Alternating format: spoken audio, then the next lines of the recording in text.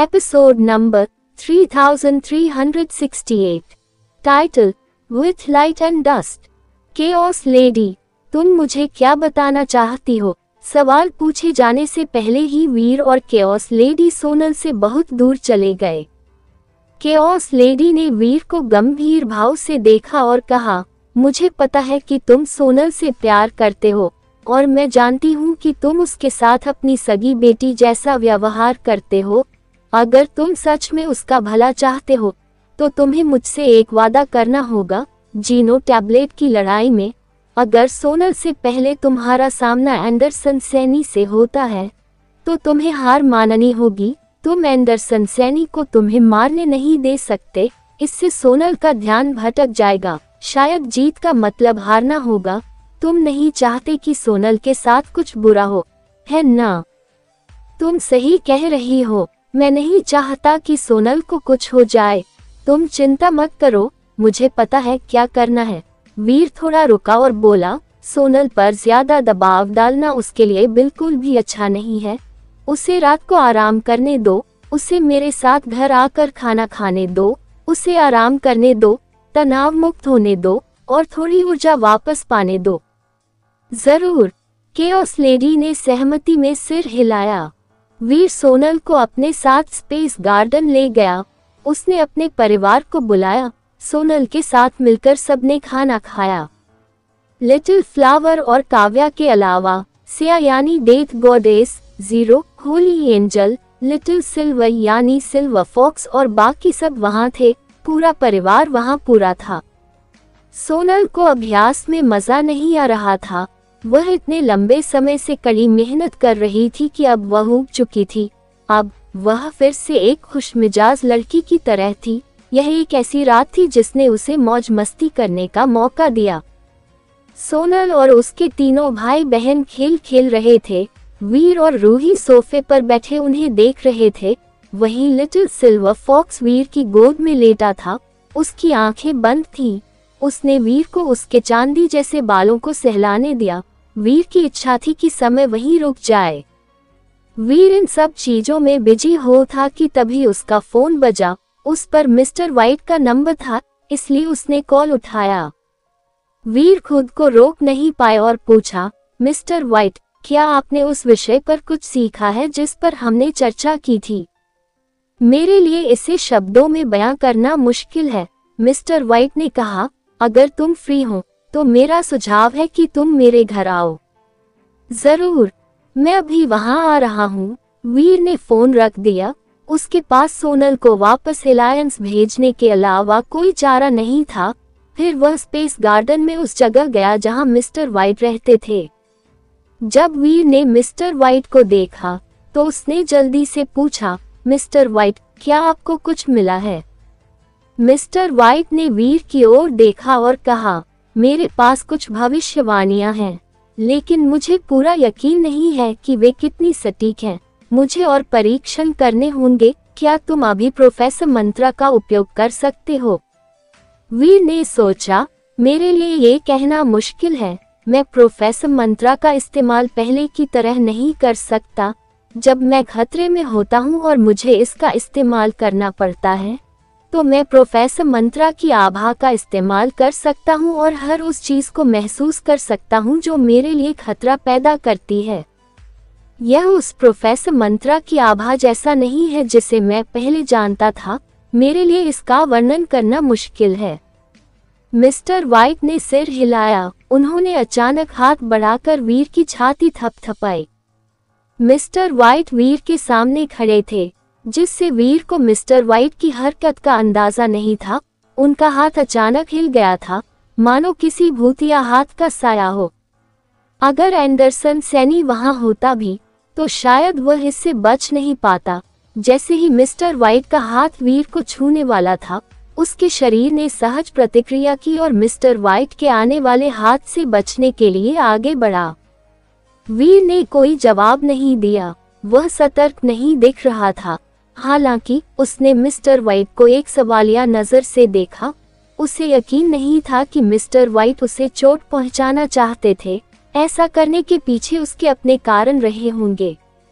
Mister white ने वीर के शरीर को देखा और कहा, मैं समझ गया, तुम्हारा शरीर प्रकाश और धूल के स्तर पर पहुंच गया है। वीर उलझन में था, जिससे उसने मिस्टर व्हाइट को अपनी नजरों से जाहिर किया। उसने पूछा, प्रकाश और धूल एक ही स्तर पर, इसका क्या मतलब है? मुझे लगा कि तुम प्रोफेसर बत्रा के छात्र हो। क्या ये साधारण जुआन मेन शब्द तुम्हारी समझ से परे हैं? क्या तुमने वो जुआन मेन शब्दकोश नहीं पढ़ा जो मैंने तुम्हें दिया था? मिस्टर व्हाइट ऐसे लग रहे थे जैसे वीर को देखकर मुस्कुरा रहे हों, लेकिन वो मुस्कुरा नहीं रहे थे। वीर शर्मिंदा हुआ, आपको पता है, मुझे आराम करने और पढ़ने का समय ही नहीं मिलता, और मेरी किस्मत भी बहुत खराब है। बुरी चीजें मेरे पीछे बदबू की तरह लगी रहती हैं। मेरे पास साहित्य पढ़ने का समय ही नहीं होता। मिस्टर व्हाइट हंसे और बोले, ये बिल्कुल बकवास है। तुम बस किताबें पढ़ना ही नहीं चाहते, वरना तुम्हारी बढ़ती हुई गति के साथ इन जुआन मेन शब्दकोशों को याद रखना मुश्किल नहीं होता।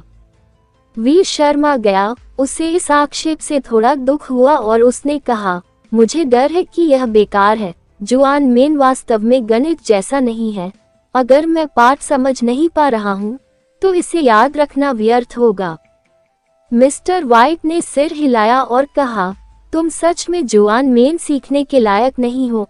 अगर तुम जुआन मेन का अभ्यास नहीं करते, लेकिन प्रोफेसर मंत्रा का इस स्तर तक अभ्यास कर सकते हो, तो मैं इसे अजीब ही कह सकता हूँ। अगर तुम्हारे पास समय हो, तो तुम रूही को प्रोफेसर मंत्रा समझाओ। वह जुआन मेन में बहुत अच्छी है, इसलिए प्रोफेसर मंत्रा से वह बहुत कुछ हासिल कर लेगी। अगर चीजें वाकई ऐसी ही हैं, तो बहुत अच्छी बात है। मैं आज रात उसे जाकर सिखा दूंगा। वीर थोड़ा उत्साहित हुआ। जब उसने बोलना शुरू किया, तो उसकी मुस्कान कड़वी होने लगी। तुम्हें प्रोफेसर मंत्रा याद आ रहा है? मिस्टर व्हाइट ने वीर की ओर एक कोमल मुस्कान के साथ देखा। वीर ने सिर हिलाया। रूही एक ऐसी पत्नी है जो मेरे साथ जिंदगी मरण के हालात से गुजरी है। ये सिर्फ प्रोफेसर मंत्रा नहीं है, मैं उसे अपनी हर बात सिखाने को तैयार हूँ। लेकिन जैसा आपने कहा, रूही इस काम में बहुत माहिर है। जब वह प्रोफेसर मंत्रा सीख लेगी, तो वह हर चीज को समझ पाएगी और ज्यादा संवेदनशील हो जाएगी। मेरे लिए ये सब सहना बहुत मुश्किल होगा। तुम्हारी बात तो सही है। अगर पानी बहुत साफ है, तो मछलियां नहीं मिल सकती। अगर लोग बहुत पास आ जाएं, तो दरार पड़ जाएगी। थोड़ी जगह और दूरी रखना हमेशा अच्छा होता है। इतना कहकर मिस्टर व्हाइट मुस्कुराए। चिंता मत करो, मैंने तुम्हें पहले ही बता दिया था कि तुम्हारा शरीर प्रकाश और धूल के स्तर तक पहुंच चुका है। अगर रूही ने भी तुम्हारे स्तर तक प्रोफेसर मंत्रा का अभ्यास किया, तो भी वह तुम्हें देख नहीं पाएगी। मिस्टर व्हाइट, इसका मतलब लाइट और डस्ट लेवल से क्या है? वीर ने जल्दी से पूछा। लाइट और डस्ट का मतलब है समतल, मिस्टर व्हाइट ने समझाया। इसका मतलब है ढकना, और इसका मतलब है बराबर, इसलिए कोई अंतर नहीं है। दर्पण धूल को पकड़ लेते हैं और चमकने से रोकते हैं। जिसके पास रोशनी है, वो एक दिन जलकर राख हो जाएगा और किसी दिन अंधेरा हो जाएगा। इसका मतलब है खुद को रोशनी से ढक लेना। ये धूल की तरह होना है। अगर तुम्हारे पास रोशनी नहीं है, तो तुम अंधेरे भी नहीं होंगे।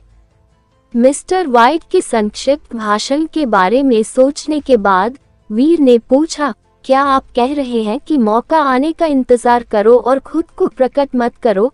इसका मेरे शरीर से क्या लेना देना है?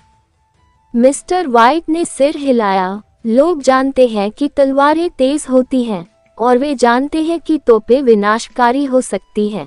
इस दुनिया में ऐसी चीजें हैं जिन्हें तलवारों और तोपों से नहीं सुलझाया जा सकता। यह ऐसा है जैसे जब आपको प्यास लगती है, तो आपको पानी की जरूरत होती है। जब आपको भूख लगती है, तो आपको भोजन की जरूरत होती है। भले ही आपके पास एक अविनाशी परम तलवार या ग्रहों को नष्ट करने वाली तोप हो, ऐसी स्थिति में उनका होना व्यर्थ है। वीर सोच में पड़ गया। ऐसा लग रहा था जैसे उसे कुछ समझ आ रहा है, पर कुछ भी समझ नहीं आया। मिस्टर व्हाइट ने आगे कहा, साधारण जीव एक पथ पर विकसित होते हैं। प्रगति का एक पथ होता है जो उन्हें और अधिक शक्ति प्राप्त करने की ओर ले जाता है। इस प्रकार का निर्देशित विकास बहुत सीमित होता है। ये यूनिवर्स में भारी पड़ सकता है। दूसरे क्षेत्र में ऐसी शक्तियां बेकार हो सकती हैं। क्या आप ये कह रहे हैं कि मेरा शरीर इस क्षेत्र में कुछ भी कर सकता है? वीर समझ गया कि मिस्टर व्हाइट का क्या मतलब था। हाँ, आखिर तुम इतने बेवकूफ तो नहीं हो। हालांकि तुम्हारी समझ बहुत सटीक नहीं है, पर इसका मतलब यही है। मिस्टर व्हाइट मुस्कुराए। तो फिर मिस्टर व्हाइट, मुझे ऐसी कोई भावना क्यों नहीं हुई? चलो यूं ही न कहें कि मैं किसी भी क्षेत्र में और साथ ही कुछ भी कर सकता हूँ। मैं ऐसा कुछ क्यों नहीं कर सकता जो मेरी शक्ति से संभव हो? वीर ने मिस्टर व्हाइट को असमंजस से देखा और यह समझने की कोशिश की कि आखिर उसके साथ क्या हुआ था। ऐसा इसलिए है क्योंकि तुम्हें अभी तक अपने शरीर को समझना बाकी है, मिस्टर व्हाइट ने गंभीरता से कहा। इस दुनिया में सबसे मुश्किल चीज है खुद को समझना। खुद को समझने की कोशिश करो और तुम एक दिन जरूर तरक्की करोगे।